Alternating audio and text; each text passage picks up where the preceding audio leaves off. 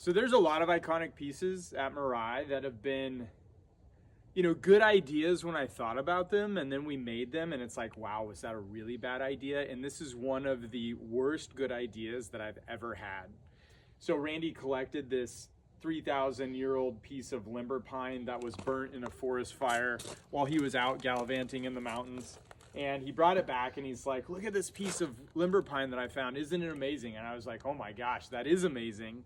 And since it's burnt, it's got this natural preservation where you have a limited amount of decay based on the fact that it's been through an intense fire. And I thought, well, wouldn't that be a radical piece to plant a forest on?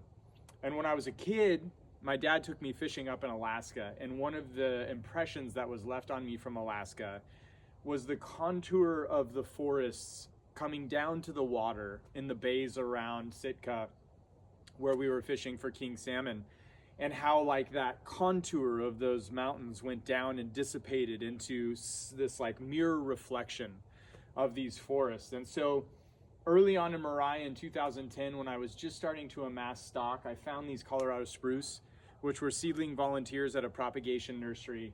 And immediately when I saw these long, slender, straight trunks of these completely neglected spruce, I was like, those are gonna be something. Fast forward 10 years, all of a sudden we've got this limber pine, I've got this memory, we've got these spruce that have been kicking around for almost a decade.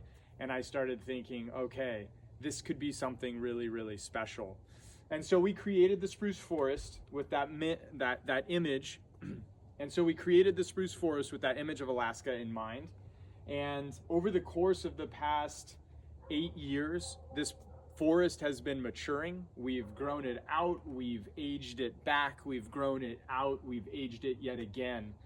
This past summer, we did a major reduction to carry the aesthetic of the alpine forward. In this winter, we're gonna be wiring this composition completely and thoroughly for the first time in 4 years, and really taking this next aesthetic of an aging spruce forest and pushing it into that actualized vision of that memory that I have from my time spent in Alaska and knowledge of the environments that we've accumulated over time.